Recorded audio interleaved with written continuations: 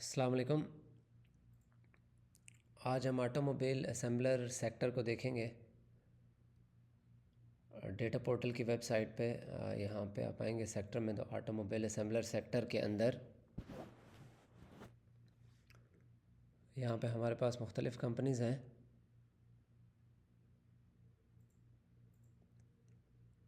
तो सबसे पहले ये देखा जाएगा कि ऑटोमोबाइल असेंबलर सेक्टर जो है ये क्या है और ये कैसे पैसे बनाता है, ये क्या इंडस्ट्री है। तो ऑटोमोबाइल असेंबलर जो है ये पैसेंजर कार्स, कमर्शियल गाड़ियाँ, एग्रीकल्चरल हमारी जो मशीनरी हो गई जैसे ट्रैक्टर्स, मोटरसाइकिल्स और इन चीज़ों की मैन्युफैक्चरिंग की इंडस्ट्री है।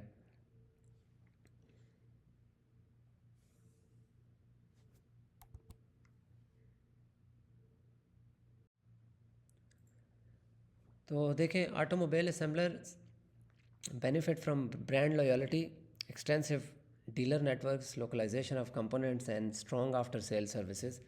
यानी ये जितनी भी कंपनी हैं ये एक जानी पहचानी ब्रांड्स हैं, जैसे टोयोटा, होंडा, सुजुकी, कोई भी ले लें तो इनको इनकी ब्रांड बेस होती है, इनकी ब्रांड बेस कस्टमर्स हैं जो कि हमेशा रहते हैं। इसके अलावा आगे चलेंगे तो देखेंगे सेक्टर की स्ट्रेंथ्स क्या है। तो इस सेक्टर की पहली स्ट्रेंथ ये है कि जैसे ही आबादी बढ़ती है तो देखें गाड़ियों की डिमांड ज़्यादा होती है, और गाड़ियों की डिमांड ज़्यादा होगी तो इन कंपनीज़ का बिज़नेस अच्छा चलेगा, और ज़्यादा गाड़ियाँ बनेंगी और ज़्यादा गाड़ियाँ बिकेंगी। इसके अलावा powerful consumer brands with loyal customer bases, यानी ये पावरफुल कंज्यूमर ब्रांड्स हैं, जैसे मैंने कहा कि टोयोटा, होंडा, सुजुकी। तो इस तरह ये भी इनको एक एडवांटेज है कि इनकी लॉयल कस्टमर बेस है। इसके अलावा तीसरा जो स्ट्रेंथ है वो है high barriers to entry due to capital requirements and technical expertise. यानी ये कोई भी बंदा उठ के ये बिज़नेस स्टार्ट नहीं कर सकता, इसके लिए हाई एक्सपर्टीज़ चाहिए होती हैं। इसलिए किसी नए प्लेयर के लिए इस सेक्टर में एंट्री जो है वो मुश्किल होती है। इसके अलावा extension nationwide dealership and service networks, increasing localisation of components, यानी जैसे जैसे पार्ट्स वगैरह या कंपोनेंट्स यहाँ कंट्री के अंदर बनना शुरू हो रहे हैं, तो ये भी एक स्ट्रेंथ है। इसके अलावा देखें अट्रैक्टिव डिविडेंड डिस्ट्रीब्यूशंस हैं, जो कंपनीज अच्छा डिविडेंड दे रही हैं, और इसी तरह significant opportunities for long term capital appreciation, यानी लॉन्ग टर्म के लिए अगर आप इन कंपनीज के शेयर्स को होल्ड करके रखते हैं तो ये इसके ऊपर आपको नो डाउट कि कैपिटल अप्रिसिएशन भी मिलेगी।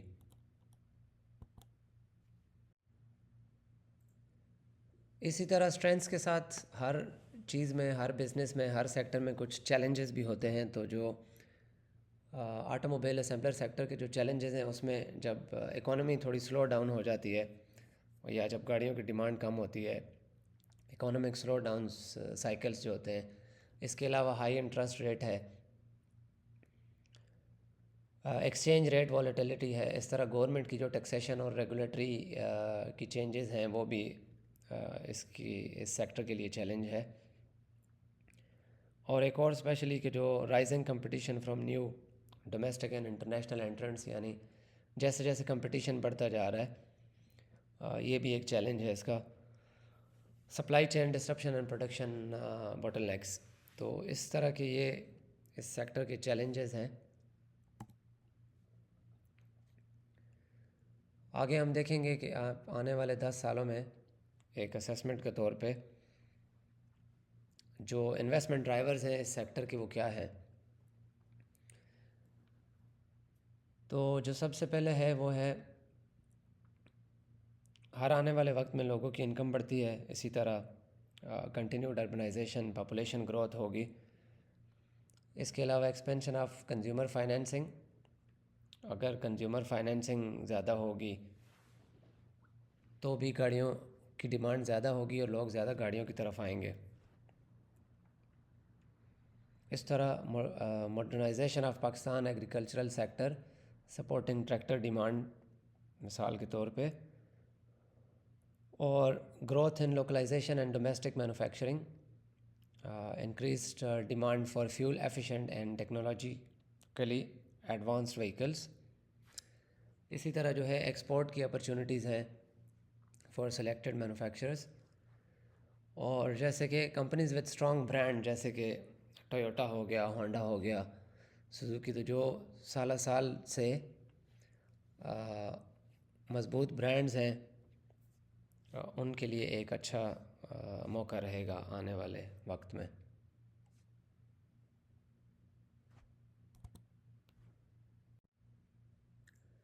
इस सेक्टर्स में कंपनीज़ तो काफ़ी सारी हैं, लेकिन मुझे जो कंपनीज़ पसंद हैं उसमें मिलर ट्रैक्टर है, एटलस होंडा है और इंडस मोटर्स टोयोटा कंपनी। एक ट्रैक्टर बनाने वाली कंपनी है, एक मोटरसाइकिल बनाने वाली कंपनी है, एक गाड़ियाँ बनाने वाली कंपनी है। इनका अब देखेंगे आप कि मिलर ट्रैक्टर इस वक्त 303 इसकी प्राइस है, और अर्निंग पर शेयर जो है ये 32 रुपये रीसेंट पर शेयर, ये 32 रुपये अर्न कर रहा है। इसकी जब आप प्राइस और अर्निंग पर शेयर को प्राइस के साथ डिवाइड करते हैं तो आपका पी रेशो आ जाती है, प्राइस टू अर्निंग रेशो 8.27, ये भी अच्छी है। इसके अलावा डिविडेंड यील्ड, यानी आपके इन्वेस्ट किए हुए पैसों के ऊपर आपको कितनी परसेंटेज कैश डिविडेंड की सूरत में वापस मिल रही है, वो 7.03% है। पे आउट पे आएँ तो रेगुलर है, इसका मतलब ये है कि पिछले बहुत सारे सालों से Miller tractor regularly share holders को डिविडेंड देता है, या पे आउट वो लोग दे रहे हैं। इसके बाद पिछले 5 सालों में जो कंपाउंड एनुअल ग्रोथ रेट है वो 30% है, और 30 डेज़ एवरेज वॉल्यूम इसका 278,318 है, यानी एक अच्छा वॉल्यूम इसमें होता है, यानी इसकी ट्रेड होती रहती है। इसी तरह एटलस होंडा पे आएँ तो 1626 रुपये इसकी प्राइस है, और earning per share 170, price to earning ratio 9.10, dividend yield 5.97 है। पे आउट रेगुलर है 33% के हिसाब से। पिछले 5 सालों में इसने शेयर होल्डर्स के पैसों को इंक्रीज़ किया है yearly compound annual growth rate, और 6,294 30 डेज़ का एवरेज वॉल्यूम है। इसी तरह इंडेस प्राइस है 1959, अर्निंग पर शेयर 292 रुपये है,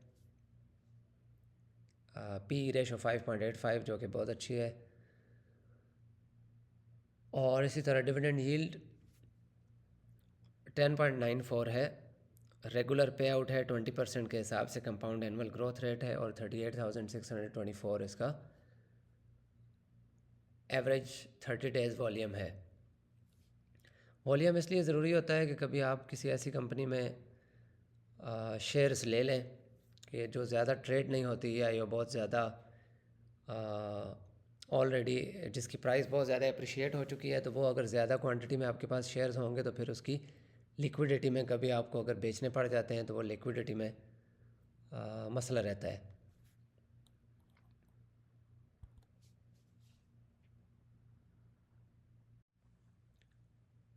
अब हम डेटा पोर्टल पे आएंगे, तो डेटा पोर्टल पे स्टॉक स्क्रीनर में हम देखेंगे यहाँ से ऑटोमोबाइल असेंबलर सेक्टर, यहाँ पे ऑल कर दें। देखें इसमें काफ़ी कंपनीज हैं, इसको हम कर देंगे मार्केट कैपिटलाइजेशन के हिसाब से। जो सबसे बड़ी कंपनी है अभी वो है Atlas Honda, Toyota and Miller tractor. तो आपने हमेशा कोशिश करनी होती है कि सेक्टर में जो ज़्यादा बड़ी मार्केट कैप वाली कंपनी है उसमें उसका कारोबार क्योंकि ज़्यादा बड़ा होता है, और वो उसी में इन्वेस्टमेंट ज़्यादा करने की कोशिश करनी चाहिए।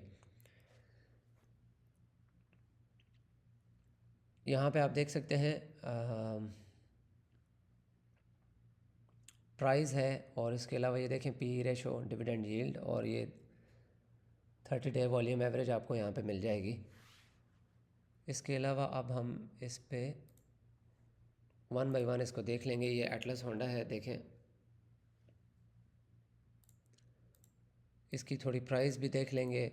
एक ये कोशिश करनी होती है कि आपने कभी भी जब भी आप इन्वेस्टमेंट करने लगे तो हिस्टोरिकली हाई प्राइस पे शेयर को नहीं लेना होता। जैसे मिसाल के तौर पे आप ये देखें, एक साल का चार्ट है, तो ये यहाँ पे प्राइस 1228 रुपये थी और यहाँ पे प्राइस देखें 1900 रुपये पे चली गई और फिर 1900 से प्राइस 1400 पे आ गई। तो आपने कभी भी कोशिश करनी होती है कि हमेशा कभी भी हिस्टोरिकली हाई प्राइस पे शेयर को नहीं लेना होता, क्योंकि शेयर्स की कीमतें हमेशा मार्केट के साइकिल्स के हिसाब से ऊपर जाती हैं। जैसे ये देखें, अब यहाँ पे 469 है, अब ये 469 से 268 पे आ गया और फिर यहाँ से टर्न अराउंड लेके ये फिर 462 पे आ गया। तो इसी तरह आपने एक ये कोशिश करनी होती है। इसके अलावा आप देखेंगे तो यहाँ पे ये एटलस होंडा का 10% फ्री फ्लॉट है।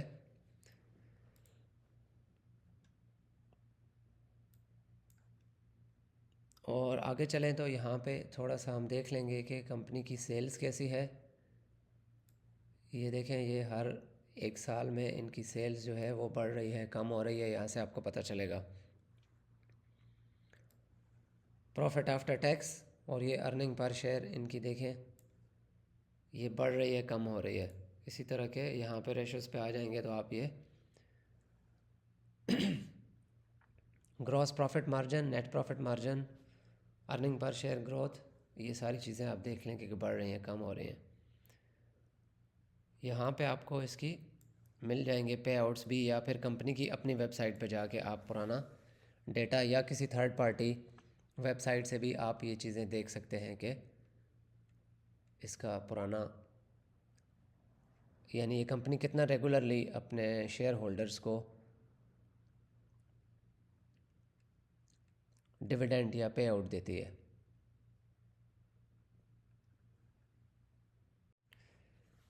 इसी तरह दूसरी कंपनी है इंडस मोटर कंपनी लिमिटेड। इसको भी एक दफ़ा हम इसकी प्राइस को देख लेंगे। 1 ईयर देखें, अब यहाँ पे 2372 एंड फिर वहाँ से 1700 और फिर 2142। तो ये इसका 5 साल का चार्ट है। इसी तरह हम यहाँ पे भी देख सकते हैं प्राइस टू अर्निंग रेशो क्या है, एक साल के अंदर क्या चेंज हुआ है। कंपनी तकरीबन 10% इसकी प्राइस कम हुई है। इसी तरह 17.80 इसका फ्री फ्लोट है। यहाँ पे आप देख लेंगे कंपनी की सेल्स कैसी चल रही हैं पिछले 4 सालों से, क्या कंपनी प्रॉफिट में है।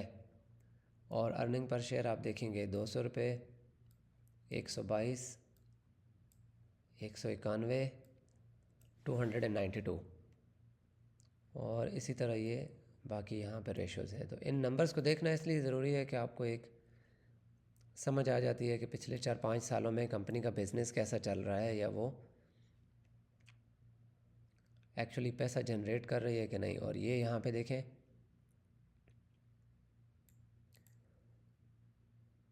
ये पे आउट्स की तफसील है। जैसे कि 510% का मतलब होता है 51 रुपये। अगर इसकी फ़ेस वैल्यू 10 रुपये है तो 51 रुपये का डिविडेंड,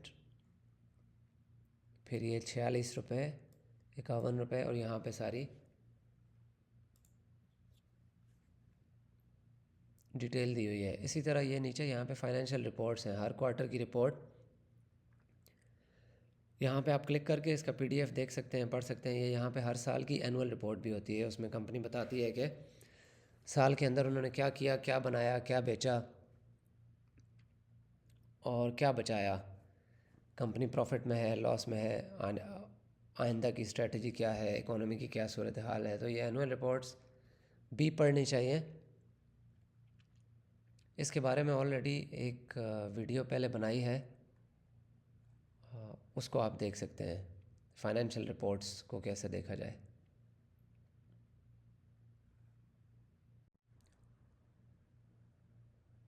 तीसरी कंपनी है मिलर ट्रैक्टर। ये कंपनी ट्रैक्टर्स बनाती है और इसी तरह ये इसकी करंट प्राइस है 303 रुपये। फ्री फ्लोट कंपनी का 45% है। इसके अलावा आप यहाँ पे देखेंगे कि कंपनी की सेल्स कैसी जा रही हैं, प्रॉफिट कैसा है और अर्निंग पर शेयर हर साल में उनकी कैसी चल रही है।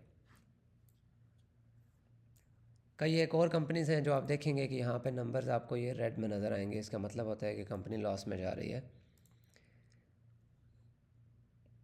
यहाँ पे इनको देख लेंगे, gross profit margin, net profit margin, इसी तरह ये पे आउट्स की डिटेल्स हैं।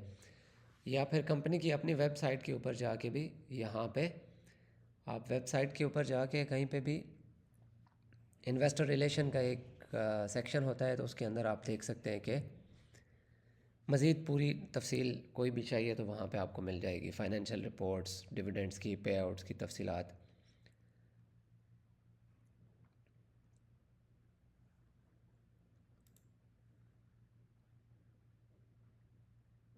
तो ये था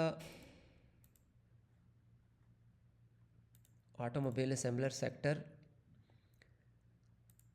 मुझे जो कंपनीज अच्छी लगती हैं इसमें से वो एटलस, होंडा, इंडस और मिलर ट्रैक्टर हैं, क्योंकि एक मोटरसाइकिल बनाने वाली कंपनी है, एक गाड़ियाँ बनाने वाली कंपनी है, टोयोटा की गाड़ियाँ बनाती है, और एक ट्रैक्टर बनाने वाली कंपनी है। मज़ीद इसमें अब ये तफसील थोड़ी ये होती है कि जैसे हम कोई कंपनी है तो इसको जब हम कंपनीज़ का इंडिविजुअल एनालिसिस करेंगे तो उसमें फिर हम देखेंगे कि कंपनी की बिज़नेस क्वालिटी कैसी है, उसकी इन्वेस्टमेंट अपॉर्चुनिटी कैसी है, यानी आप करंट प्राइस पे उसकी इंट्रिंसिक वैल्यू क्या है, डिविडेंड रिलायबिलिटी उसकी कैसी है, और उसमें रिस्क के क्या फ़ैक्टर हैं। ये सारा फिर हम जब सेक्टर्स के एनालिसिस ख़त्म करने के बाद कंपनीज़ के वन बाय वन एनालिसिस करेंगे तो उसमें फिर ये सारी चीज़ें हम देखेंगे, जैसे उसकी इन्वेस्टमेंट अपॉर्चुनिटी हो गई, उसकी बिज़नेस क्वालिटी कैसी है, और डिविडेंड रिलायबिलिटी कैसी है, इन्वेस्टमेंट थीसिस उसका क्या है कि उस कंपनी में क्यों इन्वेस्ट करना चाहिए, क्यों नहीं करना चाहिए।